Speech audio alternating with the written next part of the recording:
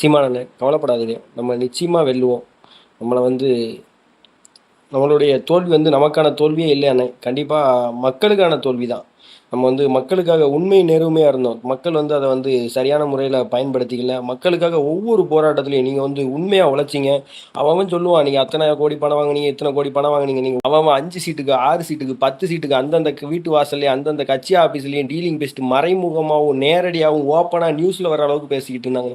அவன் 5 சீட்டுக்கு, 6 சீட்டுக்கு, 10 சீட்டுக்கு அந்தந்த வீட்டு வாசல்லயும், அந்தந்த கட்சி ஆபீஸ்லயும் டீலிங் பேசிட்டு மறைமுகமாவும், நேரடியாவும், ஓப்பனா நியூஸ்ல வர அளவுக்கு பேசிக்கிட்டு இருந்தாங்க.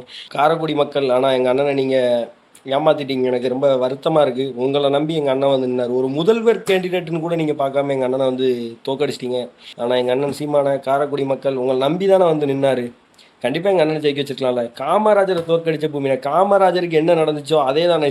தோத்தாலும் சீமானன் தான். ஜெயிச்சாலும் பிரபு வெறும் பிரபு தான். கொஞ்ச நாள் கழிச்சு சீமானன் யாருன்னு இந்த நாட்டுக்கே தெரியும். ஆனா பிரபு ஒரு சாதாரண அவர் வந்து ஒரு டாக்டர், ஒரு எம்எல்ஏ தான். ஆனா நீங்க வந்து கண்டிப்பா எங்க அண்ணன் சீமான படுதோல்வி அடிச்சிட்டீங்க.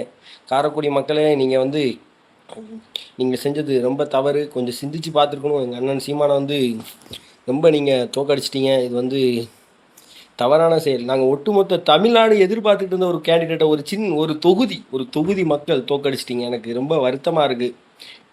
உலக நாடுகள்லாம் இருந்து எங்கள் அண்ணனுக்கு ஓட்டு போட வந்தாங்க. ஆனால் உள்ளூரில் இருக்கிற காரைக்குடி மக்கள் எங்கள் அண்ணனை கைவிட்டுட்டீங்க. ரொம்ப வருத்தமாக இருக்குது. சொந்த நாட்டில் சொந்த மகனை தோற்கடித்த ஒரு இனம் தமிழ் பிள்ளைகள் நாங்கள் இருக்கோம். எங்களுக்கெல்லாம் அரசியல்னால் என்னன்னு கற்றுக் கொடுத்தது நீங்கள் தானே. அதே மாதிரி அடுத்த தலைமுறைக்கும் நீங்கள் தான் அரசியல் கற்றுத்தரணும், கற்றுத்தடுவீங்க. உங்களுடைய அரசியலை பார்த்து நாங்கள் என்ன மாதிரி இளைஞர்கள்லாம் ஸ்டேட்டஸில் லவ் ஸ்டேட்டஸ் வச்சுருந்த காலங்கள் போய் நாங்கள்லாம் கருத்தியெல்லாம் எங்கள் அண்ணன் சீமான் ஸ்டேட்டஸ், எங்கள் தலைவர் பிரபாகரன் ஸ்டேட்டஸையும் வைக்கிற அளவுக்கு மாற்றினவர் எங்கள் அண்ணன் சீமான்.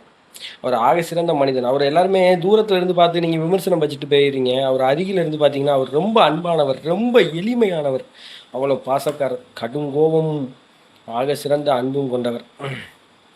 ஆனால் பரவாயில்ல, நாங்கள் உண்மையும் நெருமையாக ஆனால் ஜெயிச்சா சட்டசபையில் நின்றுப்பீங்க. நீங்கள் தோத்தா போராட்ட களத்தில் நிற்பீங்க. போராட்ட களத்தில் உங்கள் கூட நாங்களும் நிற்கிறோண்ணா.